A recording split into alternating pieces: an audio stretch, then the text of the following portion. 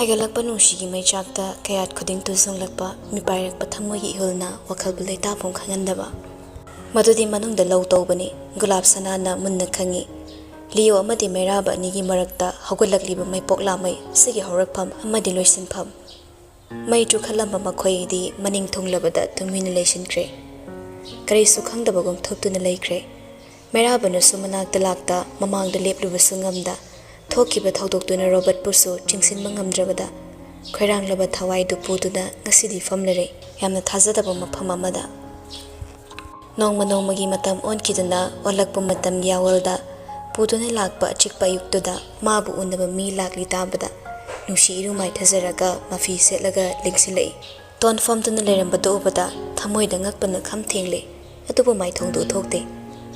wari tu mi tahanindrabaduna magi lairibasena bising adubo ingit tawduna thokanki nungsiwa ingangang changsilai mahusagu mayuknana famthai tongi maithongna tariba langtaknabadugi mamidu ukhraba nungsina chinpha puduna lawangkhre tonbu kawbo phawba kawde mairaba phangawroitrami paibana langtaknaraba nupido mangda famliba do matam amada hur tarettagi hena khaki kawthokladuna hairi HMC bema ai tawfam khangdaduna nalakta laksabani aibu yam munga muktang unahanbiyo nungsi khumde wakhaldadanoi ton mapira chelaktuna wadu makha tare yamung na ibu chaide thina ngangde nganglambani hena phai tumina leiba magi matawna aibu leita pham khangande ai khurumlabasu khurumjagi yamung abadi ai luhongba kahenbigano aibu yamung dagi lapthok hanbigano matam kuina dagi saga charakpa aigi manglan aremba tahanbigano nangi manglan haibade nangna konungsida sagai sigi mawohina laklaga nachapiba poktuna leimarembi mingthol phangba aduga aigi imongbuna sagai sidagi khubam sidagi muthattuna mami samlaba leimarembi oina lehenba madu natro nangi manglanse laklibado kaigi makoni khanglabasu thausa khidre ton makhun hama pi taithoklaga makok tapna hai natte haibagumda nungsi nokmi makha tari nakhoi luhongba yai thaduna thamlamba ainani ainabu pamlabadi hayekmak thoramse pangthokpada aingonda kanana yetpa bigani nangumban aige mayoknaba nopkani luhongba se ka heningde hanagu mari ase chena laksilaga thamninglabadi nang aina haiba yaba tabani ton yaningna nungsida yengle phamlambada machi khasaktang lenglaga makhatai ainangbu pamde sagai sigi mau oina lakpa aina pamde adobo hojikti nangi phibam se ai khangle ahanbada nangi imung aigi tungna lefhallo aigi mi ohelo makhoina yadrabasu nangna chatpa hokrabadi makhoina natung ingani ningsenga singnariba aigi phambal sibu konduna adumak leinaba makhoi sisu aigi tungna lepliba misak singi marakta ma ohelo ton makok ta hata nomlaga ayage khuningmak ayasage aibu yambunga unahanbiyo hanagum harau harau aina laktuna yambunga naksinaba phanganbiyo ai thazartre mana ibu tathire haiba I khangi mana ibu haina daba yengba midingdo kokhanbiyo yambungbu themduna luhongbase athubada lepiyo luhonglabadi ma chenba ngamloi aibu thatokpasu ngamloi nungsi noi tongi chaklaba matawdu yingbada madi phanabu nungairi achumbani manau ibungona nangbu pamde nangbu mana apam nungsigi oiba midingni yengkidri ngasi phawba nang khaktana mabu khanbani mairabana nangbu mi ama oina phawba thade madu khangjaribado nangi aphabani khonphamdu yakmalli ton sauningna yengle nungsibo adubu tapna mo makha tare adubu nangna khangdrabasu aina munna khangi mairabada nungsiba haibado darkar leite magi haibabu pumnamaksibu magi makhada thambada mateng pangma ngamgadaba miyoisingdo khaktani magi maru oiba nangbu kana pham khanglaktrabada lama khangdo hundoklamgani ibema sagai sigi maramda nangna khangba saribado thado nakhoigi wangang amana karisu oidrabaso aikhoigi asoiba wangang amadadi Manipur kaihenba yabagi oithokpa leiri mana nangbul honglaga lauraba matungdaso nungsibana khudum change khangano konung asigidamak sagai sigi mingchatkidamak hingliba manhaoibungogi punsida sakti khaktani maru oiriba mado nang amadi nangi imungna aigi tungda lepलागा pina bonabana nangina thauni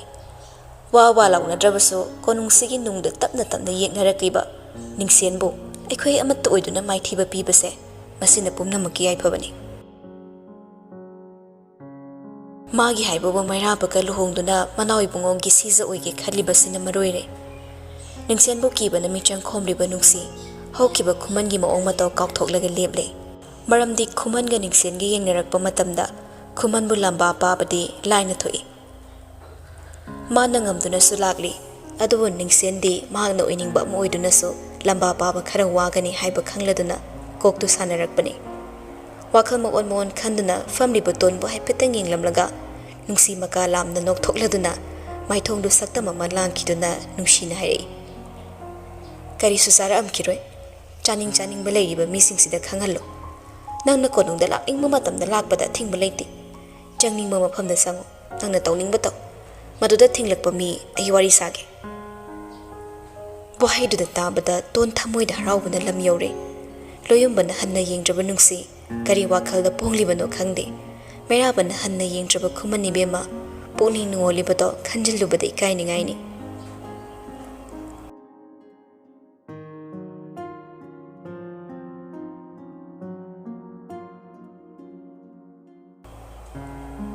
ꯉꯥꯔꯧꯃꯛꯇ ꯆꯥꯅꯤꯡꯂꯕꯁꯨ ꯃꯩꯗ ꯀꯥꯕ ꯑꯃꯨꯕ ꯃꯀꯨꯅ ꯆꯤꯝꯕꯥꯜꯕꯨ ꯍꯥꯃꯨꯛ ꯇꯩꯍꯟꯕ, calling ꯍꯥꯏꯒꯠꯂꯕ ꯌꯣꯠꯀꯤ ꯎꯇꯣꯡꯗ ꯁꯦꯝꯈꯤꯕ ꯎꯇꯣꯡ ꯆꯥꯛꯅ ꯃꯍꯥꯎ ꯋꯥꯠꯅ ꯍꯥꯎꯈꯤꯗꯕ, ꯅꯨꯡꯁꯤꯔꯒꯦ ꯈꯜꯂꯕꯁꯨ ꯑꯍꯦꯟꯕ ꯃꯇꯧꯅ ꯇꯥꯊꯤꯔꯤ꯫ ꯁꯦꯡꯗ꯭ꯔꯕ ꯊꯃꯣꯏ ꯑꯗꯨꯗ ꯀꯥꯞꯂꯨꯕ ꯅꯨꯡꯁꯤꯕꯒꯤ ꯇꯦꯟꯖꯩꯅ ꯍꯟꯗꯨꯅ ꯊꯃꯣꯏꯗ ꯄꯥꯜꯂꯛꯄ ꯃꯤꯀꯨꯞ ꯑꯗꯨꯕꯨꯅꯤ ꯈꯣꯡꯒ꯭ꯔꯥꯏ ꯅꯤꯛꯇꯨꯅ ꯉꯥꯏꯔꯤꯕ꯫ ꯁꯤꯔꯣꯏ ꯆꯤꯡꯁꯥꯡꯗꯒꯤ ꯃꯣꯂꯤ ꯃꯣꯂꯤ ꯂꯦꯡꯊꯣꯔꯛꯄ ꯀꯣꯔꯧꯅ ꯀꯔꯝꯅ ꯑꯃꯨꯛ ꯇꯥꯛꯈꯤꯗꯨꯅ ꯃꯦꯡꯂꯕ ꯊꯥꯕꯜꯅ ꯃꯊꯧꯒꯤꯗꯃꯛ ꯂꯦꯡꯊꯣꯔꯛꯄ, ꯈꯪꯍꯧꯕ ꯉꯝꯗꯦ, ꯎꯍꯧꯕ ꯉꯝꯗꯦ꯫ ꯆꯤꯡꯃꯥꯏꯗ ꯎꯕ ꯊꯥꯕꯜꯒ ꯇꯝꯄꯥꯛꯇ ꯎꯕ ꯊꯥꯕꯜꯒ ꯈꯔ ꯃꯈꯩ ꯈꯦꯠꯅꯔꯤ꯫ ꯂꯥꯞꯂꯕꯁꯨ ꯆꯤꯡꯃꯥꯏꯗꯅ ꯃꯥꯕꯨ ꯈꯨꯠꯅ ꯂꯥꯝꯕ ꯐꯪꯒꯗꯧꯕꯧꯅ ꯐꯥꯎꯍꯜꯂꯤ꯫ ꯑꯣꯂꯥꯡꯂꯕ ꯑꯍꯤꯡ ꯀꯌꯥ ꯇꯨꯝꯊꯕ ꯉꯝꯗꯅ ꯅꯤꯡꯁꯤꯡꯂꯛꯄ ꯃꯍꯥꯛꯄꯨ, ꯅꯨꯡꯁꯤꯔꯛꯄ ꯃꯍꯥꯛꯄꯨ, ꯎꯅꯤꯡꯍꯜꯂꯛꯄ ꯃꯍꯥꯛꯄꯨ ꯈꯜꯂꯛꯇꯕ ꯅꯠꯇꯦ ꯀꯔꯤꯒꯨꯝꯕꯗ ꯁꯤꯔꯣꯏ ꯆꯤꯡꯁꯥꯡ ꯀꯥꯗꯨꯅ ꯂꯦꯞꯇꯨꯅ ꯌꯦꯡꯂꯨꯁꯤꯔꯥ ꯇꯝꯄꯥꯛ ꯂꯝꯗꯝ, ꯑꯃꯨꯛꯁꯨ ꯃꯗꯣꯝ ꯍꯪꯖꯩ ꯎꯕ ꯉꯝꯗ꯭ꯔꯕ ꯁꯅꯥ ꯀꯣꯅꯨꯡ꯫ ꯀꯣꯅꯨꯡꯒꯤ ꯑꯆꯤꯛꯄ ꯃꯐꯝ ꯈꯨꯗꯤꯡ ꯍꯦꯟꯅ ꯆꯤꯛꯍꯜꯂꯤꯕ ꯍꯩꯔꯥꯡ ꯂꯩꯔꯥꯡ, ꯑꯃꯨꯛꯇꯪ ꯈꯣꯡꯂꯛꯄ ꯀꯣꯀꯤꯜꯒꯤ ꯈꯣꯟꯖꯦꯜꯅ ꯍꯩꯔꯥꯡ ꯂꯩꯔꯥꯡꯁꯤꯡꯕꯨ ꯃꯃꯤꯅꯣꯛ ꯇꯝꯍꯜꯂꯤ꯫ ꯅꯨꯡꯉꯥꯏꯕꯅ ꯅꯤꯡꯈꯥꯏꯔꯕ ꯀꯣꯅꯨꯡꯒꯤ ꯐꯨꯔꯥ ꯗꯂꯥꯟ ꯑꯃꯗ ꯅꯤꯡꯊꯦꯝ ꯃꯆꯥ ꯑꯃ ꯂꯩꯔꯝꯃꯤ꯫ ꯄꯣꯛꯄꯗꯒꯤ ꯁꯅꯥꯒꯤ ꯄꯥꯇ꯭ꯔꯗ ꯏꯔꯨ ꯂꯨꯖꯔꯛꯄꯅ ꯁꯅꯥꯒꯤ ꯃꯒꯨꯟꯗꯨ ꯍꯟꯊꯈꯤ꯫ ꯑꯗꯨꯕꯨ ꯁꯅꯥ ꯍꯥꯏꯕꯁꯦ ꯌꯥꯝꯅ ꯃꯔꯨ ꯑꯣꯏꯕ ꯄꯣꯠꯁꯛ ꯑꯃꯅꯤ ꯍꯥꯏꯕꯗꯤ ꯈꯪꯈꯤ꯫ ꯑꯗꯨꯒ ꯃꯗꯨꯗ ꯍꯥꯞꯂꯒ ꯂꯨꯖꯈꯤꯕ ꯃꯥꯒꯤ ꯁꯅꯥ ꯍꯛꯆꯥꯡꯗꯨꯅ ꯍꯦꯟꯅ ꯃꯒꯨꯟ ꯋꯥꯡꯅ ꯂꯩꯈꯤ꯫ ꯃꯤꯠꯃꯥꯡꯗ ꯎꯈꯤꯕ ꯁꯛꯇꯤꯒꯤ ꯇꯧꯕ ꯉꯝꯕ ꯀꯌꯥꯅ ꯄꯥꯝꯈꯤ ꯈꯨꯗꯤꯡꯃꯛ ꯃꯥꯒꯤ ꯃꯈꯥꯗ ꯂꯩꯍꯟꯕ, ꯇꯥꯛꯄꯤꯈꯤ ꯃꯈꯨꯠ ꯄꯥꯏꯗꯨꯅ ꯎꯍꯟꯈꯤ ꯃꯃꯤꯠ ꯂꯥꯎꯊꯣꯛꯍꯟꯗꯨꯅ꯫ ꯅꯤꯡꯊꯧꯒꯤ ꯃꯔꯨꯞ ꯂꯩꯇꯦ, ꯁꯅꯥ ꯀꯣꯅꯨꯡꯗ ꯑꯁꯦꯡꯕ ꯅꯨꯡꯁꯤꯕ ꯆꯠꯅꯗꯦ꯫ ꯅꯤꯡꯊꯦꯝ ꯃꯄꯣꯛꯇꯤ ꯀꯣꯅꯨꯡꯕꯨ ꯉꯥꯛꯄꯅꯤ, ꯐꯝꯂꯤꯕ ꯐꯝꯕꯥꯜ ꯑꯗꯨꯒꯤꯗꯃꯛ ꯅꯨꯡꯁꯤꯕ ꯊꯋꯥꯏ ꯀꯌꯥ ꯀꯠꯊꯣꯛꯄꯗ ꯄꯥꯝꯃꯨꯗꯕ꯫ ꯃꯗꯨꯅ ꯂꯦꯞꯀꯅꯤ ꯑꯊꯧꯕ ꯅꯤꯡꯊꯦꯝ ꯑꯃꯒꯤ ꯃꯒꯨꯟ꯫ ꯆꯨꯗꯨꯅ ꯂꯩꯕ ꯋꯥꯈꯜ ꯀꯌꯥꯒ ꯊꯃꯣꯏ ꯌꯦꯡꯅꯤꯡꯉꯥꯏꯒ ꯌꯦꯡꯊꯤꯅꯔꯛꯂꯕꯗ ꯀꯥꯂꯦꯟꯒꯤ ꯁꯤꯛꯂꯕ ꯑꯍꯤꯡꯗ ꯖ꯭ꯔꯤ ꯖ꯭ꯔꯤ ꯇꯥꯔꯤꯕ ꯅꯣꯡ ꯃꯔꯛꯇ ꯂꯦꯞꯇꯨꯅ ꯋꯥꯈꯜ ꯈꯟꯈꯤꯕ ꯃꯤꯀꯨꯞꯁꯤꯡ ꯃꯁꯤꯡ ꯊꯤꯕꯗ ꯑꯀꯥꯎ ꯄꯔꯩ ꯆꯜꯂꯛꯄ ꯌꯥꯎꯔꯛꯂꯦ꯫ ꯇꯥꯏꯕꯪ ꯐꯥꯎꯔꯛꯄ ꯃꯤꯀꯨꯞꯇ ꯊꯃꯣꯏꯅ ꯊꯃꯣꯏꯒꯤ ꯑꯣꯏꯈꯤ, ꯅꯤꯡꯊꯦꯝ ꯃꯆꯥꯗꯨꯁꯨ ꯁꯅꯥ ꯀꯣꯅꯨꯡꯗ ꯍꯟꯖꯤꯟꯈꯤ꯫ ꯉꯁꯤꯗꯤ ꯅꯣꯡꯃꯥꯏꯖꯤꯡ ꯅꯨꯃꯤꯠꯅꯤ, ꯂꯣꯏꯅ ꯂꯣꯏꯅꯅ ꯄꯨꯡꯌꯥꯔꯗ ꯁꯥꯕ ꯑꯄꯨꯟꯕ ꯆꯔꯆꯇꯣ ꯁꯪꯒꯥꯒꯗꯧꯕ ꯅꯨꯃꯤꯠ ꯑꯃꯁꯨ ꯑꯣꯏꯔꯤ꯫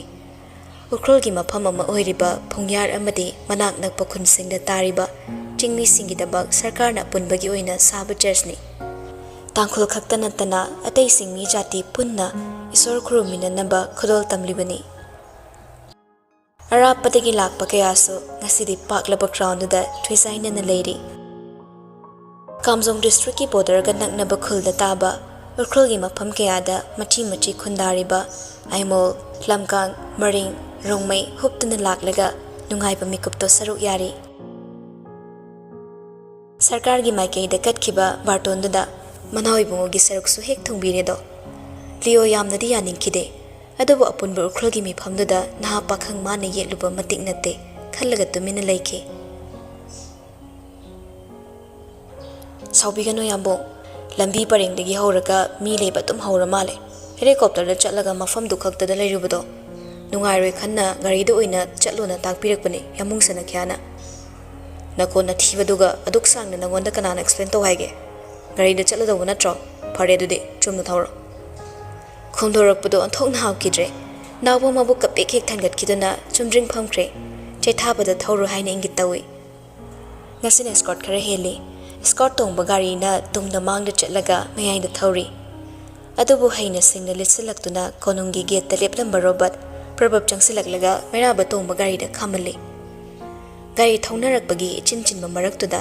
ꯔꯣꯕꯠ ꯃꯅꯤꯡꯒꯤ ꯊꯣꯡꯗꯣ ꯐꯠ ꯍꯥꯡꯗꯣꯛꯂꯒ ꯆꯪꯉꯛꯇꯨꯅ ꯒꯦꯠ ꯍꯦꯛ ꯐꯝꯊꯩ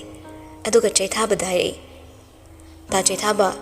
ꯑꯩꯒꯤ ꯒꯥꯔꯤꯗꯣ ꯂꯝꯕꯤꯗ ꯁꯤꯔꯨꯝ ꯅꯥꯔꯨꯝ ꯇꯧꯍꯧꯔꯦ ꯑꯁꯣꯝꯗꯗꯤ ꯊꯧꯔꯝ ꯍꯧꯗꯣꯔꯦꯅ ꯇꯦꯂꯤꯐꯣꯟ ꯇꯧꯁꯤꯜꯂꯛꯄꯗ ꯂꯣꯏꯔꯦ ꯈꯔ ꯊꯨꯅ ꯊꯧꯕꯤꯌꯨ ꯆꯩꯊꯥꯕꯗꯣ ꯃꯩꯔꯥꯕꯗ ꯌꯦꯡꯂꯛꯏ ꯔꯣꯕꯠ ꯍꯦꯛ ꯀꯥꯈꯠꯂꯛꯄꯗꯒꯤ ꯁꯨꯛꯂꯒ ꯂꯩꯈꯤꯕ ꯅꯨꯄꯥꯗꯣ ꯂꯩꯁꯤꯜꯂꯛꯂꯒ ꯊꯧꯔꯣ ꯍꯥꯏꯕꯒꯨꯝ ꯃꯉꯛꯇꯨ ꯏꯜꯂꯛꯏ ꯒꯥꯔꯤ ꯁ꯭ꯇꯥꯔꯠ ꯇꯧꯔꯒ ꯍꯦꯛ ꯊꯧꯈꯤꯕꯒ ꯔꯣꯕꯠ ꯃꯩꯔꯥꯕꯗ ꯌꯦꯡꯂꯛꯏ ꯊꯦꯡꯅꯕꯗ ꯏꯄꯩ ꯄꯩꯅꯔꯤꯁꯦ ꯅꯨꯡꯉꯥꯏꯇꯦ ꯑꯃꯨꯛꯇꯪ ꯐꯝꯃꯤꯟꯅꯔꯒ ꯆꯝꯊꯣꯛꯅꯁꯦ ꯏꯃꯨꯡ ꯑꯅꯤꯁꯦ ꯉꯥꯏꯁꯦꯅ ꯑꯣꯏꯅꯗꯧꯔꯤꯅꯤ ꯃꯩꯔꯥꯕ ꯉꯔꯥꯡꯗ ꯏ ꯌꯥꯝꯅ ꯀꯥꯔꯤꯕꯅꯤ ꯔꯣꯕꯠꯄꯨ ꯃꯥꯅ ꯁꯨꯛꯅꯨꯡ ꯅꯨꯡꯁꯤꯈꯤꯗ꯭ꯔꯦ ꯌꯥꯝ ꯅꯤꯡꯉꯥꯏꯗꯅ ꯈꯨꯝꯂꯛꯏ ꯅꯆꯟꯅꯨꯄꯤꯒꯤ ꯁꯤꯟ ꯂꯥꯡꯗꯅ ꯂꯩꯗꯧ ꯁꯔꯨꯛ ꯅꯁꯥꯒꯤ ꯍꯥꯟꯅ ꯈꯜꯂꯣ ꯊꯛꯈꯥ ꯍꯥꯏꯕ ꯑꯃ ꯂꯩꯕꯅꯤ ꯀꯅꯥꯅꯣ ꯀꯔꯤꯅꯣ ꯍꯥꯏꯅꯔꯒ ꯌꯨꯝ ꯀꯩ ꯄꯥꯟꯅꯕ ꯇꯧ ꯅꯪ ꯂꯨꯍꯣꯡꯈ꯭ꯔꯣ ꯀꯔꯤꯅꯣ ꯇꯥꯛꯄꯤꯔꯤꯁꯤꯕꯣ ꯁꯅꯥ ꯀꯣꯅꯨꯡꯗ ꯅꯨꯡꯁꯤ ꯄꯟꯊꯨꯡ ꯁꯦꯝꯕꯒꯤ ꯑꯣꯔꯒꯅꯥꯏꯖꯦꯁꯟ ꯑꯃ ꯍꯥꯡꯉꯤ ꯍꯥꯏꯔꯤꯁꯤꯒꯤ ꯃꯄꯨꯗꯤ ꯃꯅꯥꯎ ꯏꯕꯨꯡ ꯑꯣꯏꯔꯝꯂꯦꯗꯅ ꯌꯥꯔꯅꯤ ꯏꯁꯥꯅ ꯁꯨꯝ ꯈꯟꯖꯔꯒꯦ ꯀꯔꯤꯝ ꯀꯊꯥꯏꯅꯔꯛꯀꯅꯨꯗ ꯇꯥꯅꯤꯡꯗꯦ ꯇꯣꯡꯒꯦ ꯍꯥꯏꯔꯒ ꯆꯨꯝꯅ ꯇꯣꯡꯉꯨ ꯌꯥꯝ ꯉꯥꯡꯗꯣ ꯑꯣꯏꯔꯒꯅ ꯀꯨꯝꯊꯈ꯭ꯔꯣ ꯆꯠꯀꯗꯕ ꯂꯝꯕꯤ ꯁꯥꯡꯉꯤ ꯅꯈꯣꯟ ꯅꯋꯥꯗꯨ ꯇꯥꯔꯒ ꯑꯩ ꯍꯨꯃꯥꯡ ꯀꯥꯡꯉꯤ ꯊꯣꯛꯈꯤꯕ ꯂꯥꯟ ꯃꯌꯥꯝꯗꯨ ꯅꯥꯊꯩꯔꯒ ꯁꯥꯟꯅꯔꯤꯕ ꯋꯥꯔꯤꯗꯣ ꯑꯃꯔꯣꯝꯗ ꯅꯨꯡꯉꯥꯏꯔꯤ ꯔꯣꯕꯠ ꯅꯣꯛꯂꯒ ꯃꯀꯣꯛꯇꯨ ꯁꯤꯠꯇ ꯉꯥꯊꯔꯒ ꯃꯃꯤꯠ ꯆꯨꯝꯗ꯭ꯔꯤꯡ ꯌꯦꯡꯂꯒ ꯍꯥꯏꯔꯛꯏ ꯃꯃꯥꯟꯅꯕꯅꯤ ꯁꯥꯗꯨꯅ ꯃꯌꯥꯝꯒꯤꯗꯤ ꯈꯪꯗꯦ ꯂꯝꯕꯤꯗ ꯋꯥꯔꯁꯨ ꯑꯩꯗꯤ ꯎꯈ꯭ꯔꯨꯜ ꯌꯧꯔꯒ ꯐꯈ꯭ꯔꯗꯧ ꯄꯣꯠꯅꯤꯗ ꯐꯅꯕꯨ ꯄꯣꯛꯆꯩꯅꯦ ꯃꯥꯅ ꯇꯥꯡꯈꯨꯜꯒꯤ ꯐꯤ ꯁꯦꯠꯄꯗꯣ ꯉꯁꯤꯁꯨ ꯁꯦꯠꯂꯝꯒꯅꯤ ꯂꯣꯡꯄꯤ ꯈꯨꯟꯒꯤꯁꯨ ꯂꯣꯏꯅ ꯁꯔꯨꯛ ꯌꯥꯅꯤ ꯍꯥꯏꯕ ꯇꯥꯏ ꯅꯨꯄꯥꯗꯨ ꯈꯨꯝꯂꯛꯇꯦ ꯆꯤꯝꯕꯥꯜꯗ ꯃꯆꯤ ꯂꯦꯡꯗ꯭ꯔꯕꯁꯨ ꯃꯇꯧꯅꯗꯤ ꯇꯥꯛꯂꯤ ꯊꯣꯡꯅꯥꯎ ꯃꯤꯡꯁꯦꯜꯗ ꯈꯝ ꯊꯦꯡꯅ ꯆꯤꯡꯊꯔꯒ ꯁꯣꯔ ꯇꯞꯅ ꯍꯣꯟꯗꯣꯛꯏ ꯔꯣꯕꯠ ꯂꯦꯞꯄ ꯅꯥꯏꯈꯤꯗ꯭ꯔꯦ ꯅꯨꯡꯁꯤꯕꯗꯕꯨ ꯆꯤꯡꯕꯨ ꯇꯝꯕꯨ ꯀꯔꯤꯒꯤ ꯈꯥꯏꯔꯨꯅꯤ ꯂꯥꯟ ꯃꯌꯥꯝꯁꯤꯒ ꯑꯩꯒꯤ ꯑꯕꯣꯛ ꯑꯕꯦꯝ ꯑꯁꯤꯅ ꯃꯔꯩꯗꯤ ꯇꯧꯔꯅꯤ ꯍꯥꯏꯕ ꯆꯠꯄꯤꯔꯣꯁꯨ ꯍꯥꯏꯗꯧꯁꯨ ꯍꯔꯥꯎꯐꯝ ꯑꯃ ꯂꯩꯔꯔꯣꯏ ꯁꯤꯅꯤ ꯑꯩꯅ ꯃꯊꯥ ꯌꯥꯝ ꯁꯥꯔꯤꯁꯦ ꯅꯪꯅ ꯍꯥꯏꯔꯗꯤ ꯀꯤꯕꯣꯏ ꯂꯥꯛꯄ ꯌꯥꯔꯛꯄꯁꯨ ꯌꯥꯔꯤ ꯅꯪꯗꯤ ꯃꯤ ꯀꯤꯍꯟꯕ ꯌꯥꯝ ꯍꯩꯗꯅ ꯑꯁꯤ ꯍꯥꯏꯔꯒ ꯃꯩꯔꯥꯕꯗ ꯌꯦꯡꯂꯛꯏ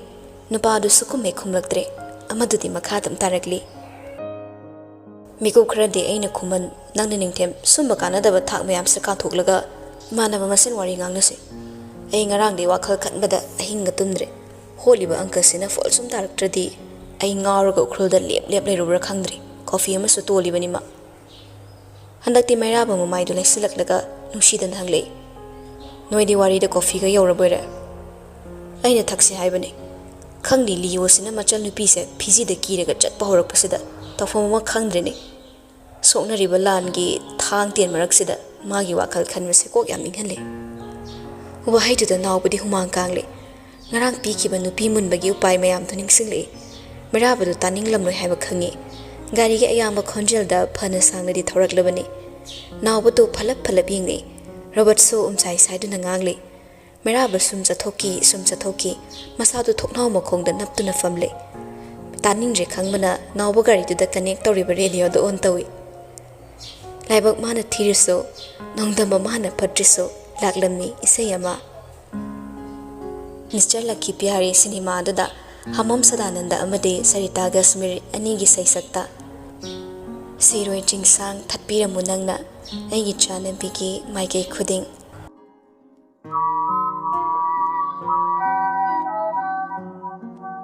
시로이 찡상 탓비라무 낭나 아이기 짜나비기 마이카이 쿠딩 시로이 Nupina sakpa matangdo Robert sa mamonok lagang hangba yauri Nushi lambida Tatpiranu chingsha Pamushaktam Yengzakhi Ho ho siroi Meraba saungbada loikre Naubada isaidu muthalo haigi khanmane Adubu nakongda tariba isaidugi mayekna Magi mikuf adugi matambu yamna chana halaktuna isaido taning dam saduna nakal da onthok lagalay.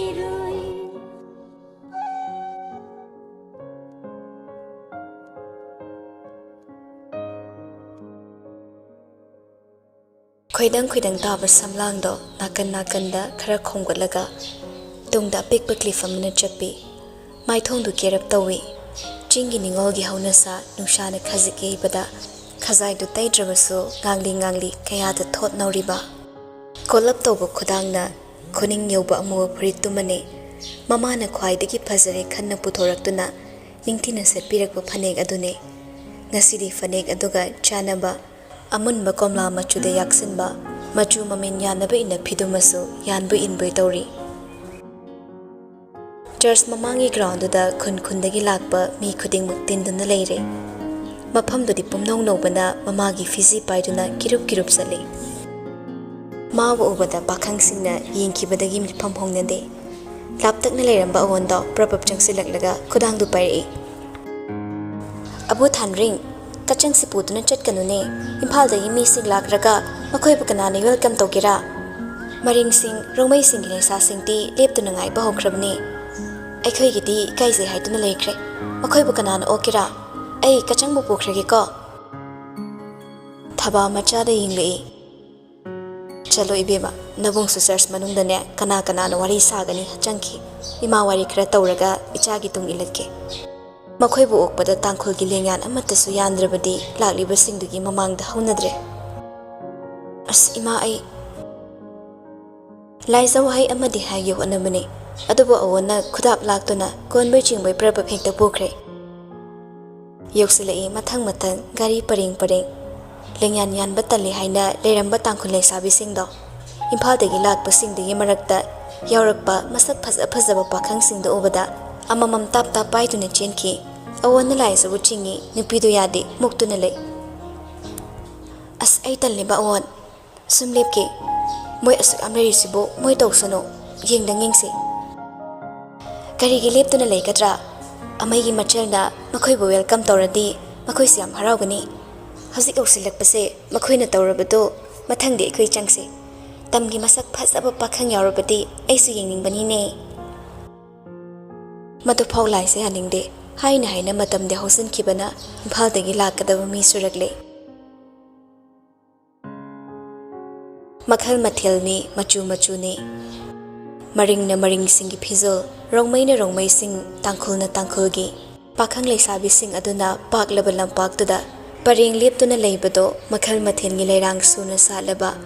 upambi amadagi khiktharakpa leirang singna leimaida chuina tabadu mangaire makhoi bu oktuna paring leplamba maraktuda robot mamaido krokro otuna yengli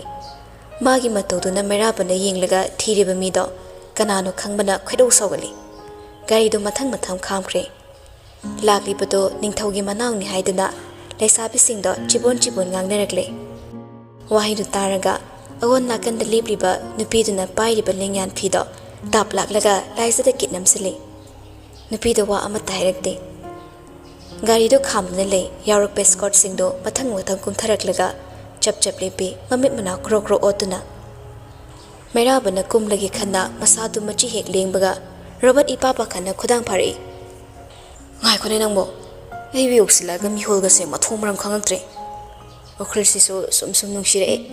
miyam sida mabu kamai thidoino sine ine khalise nungdumna thomna su pelaroi da bam ongduda meraba mami Robert tingi aduga nawbado onsilaklaga isau khulanga ma tawdunai re gari se machi marum da kham ke doge okhroli praza hoppaga lepa mafam sida natrabadi noi gari khampam leitabra mirak thoglaga suk yam gyan men tadaba adok yam haitradi karigi thabak tawninglino nayumda tumma leirasu salo ta chai thabu su swaide ekta khamjili aswaide khamlamlaga khongna chatpase kyam kairage aini ngasai ni helicopter sa se haidro aigi mi noine khoyam bungi wa lawdo ren chakro leiro mai manakta langtharam be isawda mayamda mamit mana chap yungi nupadu su sawning boy kei boy tungmang yengdana thongdo khangang hangdoklaga oi thangma makhongdo leimai de chabet neli gari dagi prabab kumthei adobu karigumba ama pharaktuna meraba makhongda khangingingthei amuba mensar to street sit nana taklaga mathup amagi mami phawta handana lili Coat amuba ama thaba khaidoklega khudang takhalap tawna lichari seliba amuba ferment pain duga sangtak pakamlak tu de leiteng bado changdam na pham leitabani telap tawo masamdo nakan da khaidoklega zel taiduna tanan hatkatli maru ma phawba tahandana masa adu ki matik nan ma mahakni mapida karigumba machubada laktana langkiba mahakto ngasidi makhongdi yengtharuba mitingda ngayaki mamangda mabuk pikthaklamba sanbi mama machaduna thamlamba purnima thazagum tabum laba santhi mapungduda chabet netuna leramle maduda suktharakpa mairabagi pisumda ubada thokke toramba robot wanthakhe nokle makhunna machinda khumlaga gari marumda pakthakre laptakna leplaga mairaba lakpa yinglamba liyo nontharaga nokpa khangbada mamai mamit sangtak sangle punsi chupa sagat charakpa ego aduna ukrulda thupchin khrabada mikap adubo kana yingli khanna mairaba koibado koiro koina yingle laisabi pareng leplambada ubada sor thingle pareng do sum yinglekpada tangkhul phizol setpa mapaduda miding do khajaktang lusilaga yinglui man hek yinglakpaga michana khraba nupido sitha noklambadagi nupadu na ukhre khanna nokpadu chapliplaga agongi marumda sathaijanki magi mato uraga punsigi ahanba oina mairaba laisabigi mamangda ikaiba nangba haibado masi oire khalai